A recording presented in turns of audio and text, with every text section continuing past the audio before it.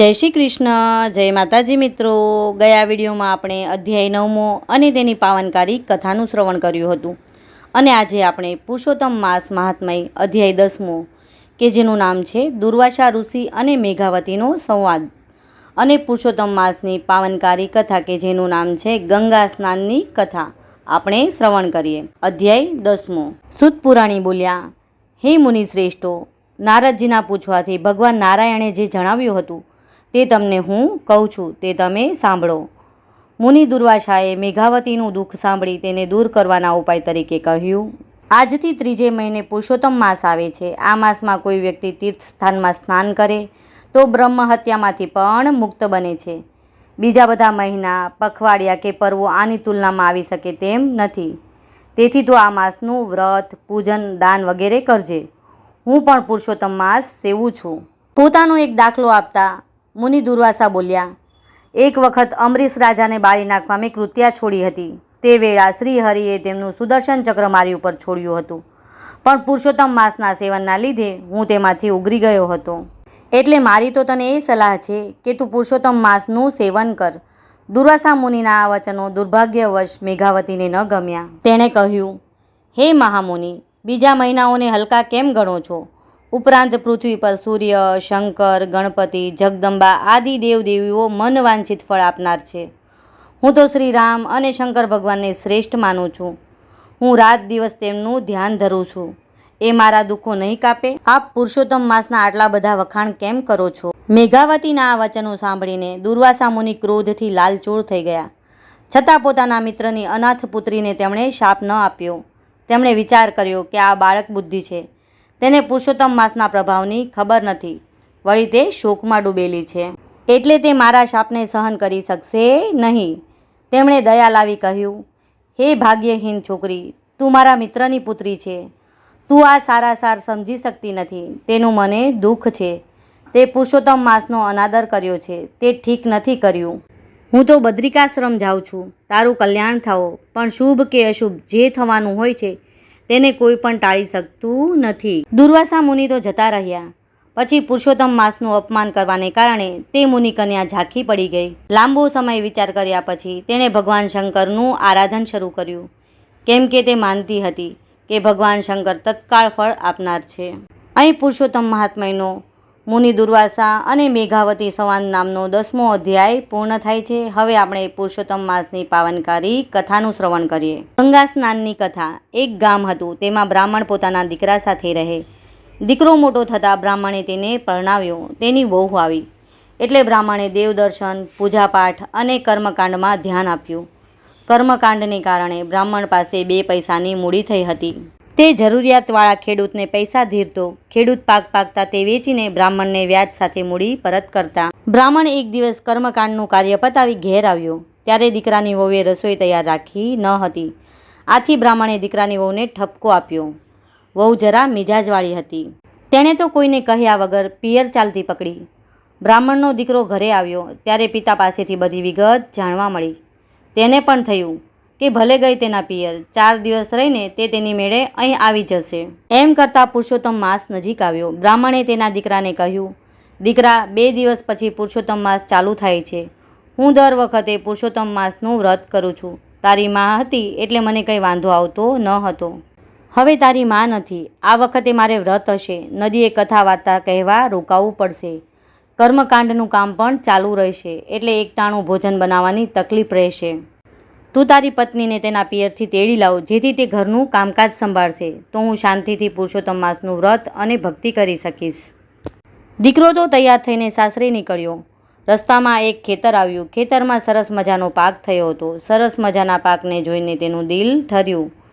ત્યાં તેની નજર ખેતરમાં ચરતી ગાય પર પડી। તરત તેને યાદ આવ્યું કે આ ખેતર તો ધનજી પટેલનું છે। ધનજી પટેલને પોતાના પિતાએ પૈસા ધીર્યા હતા, આ વાતની તેને ખબર હતી। ગાયને ચરતી જોઈને તે વિચાર કરવા લાગ્યો કે આ કોઈ ભટકેલ ગાય પેસી ગઈ હશે, રોજ આવીને આ મહામૂલો પાક ચરી જતી હશે।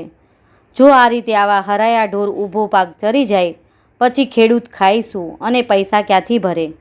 પોતાના પિતાના પૈસા વસૂલ કરવા માટે પણ ગાયને મારીને હાંકી કાઢવી જોઈએ। બ્રાહ્મણનો દીકરો હજુ આવો વિચાર કરે છે ત્યાં તો ધનજી પટેલ આવી પહોંચ્યા. તેણે તરત ચાડી ખાધી. પટેલ, આ ગાય રોજ આવીને ચરી જતી હશે. આજ તો મારી મારીને ખો ભૂલાવી દો. પાક તૈયાર થાય ત્યારે આવા હરાયા ઢોરનું ખાસ ધ્યાન રાખવું જોઈએ. પાક વેડફાઈ જશે તો પૈસા કેવી રીતે બચશે? ધનજી પટેલના હાથમાં લાકડી હતી એટલે એમણે તો ચરતી ગાયને ધબોધબ ધીબવા માંડી. ગાય મારને કારણે મરણતોલ દશામાં બેસી પડી. તે હવે ઘડી બે ઘડીની મહેમાન હતી. મરતા પહેલાં ગાયને વાચા આવી. તેણે બ્રાહ્મણના દીકરાને શાપ આપ્યો. બ્રાહ્મણ પુત્ર, તે મારી વિરુદ્ધ ખોટી ભંભેરણી કરીને મને ખેડૂત પાસે ઘણો માર ખવડાવ્યો અને તેના પરિણામે હું થોડી વારમાં મરી જવાની છું. હવે તારા કર્મના ફળ રૂપે તું ગધેડાનો અવતાર ભોગવીશ. આ શાપ સાંભળીને બ્રાહ્મણના દીકરાને પરસેવો વળી ગયો. તે ગભરાયો. આ તો ગાય માતાનો શાપ.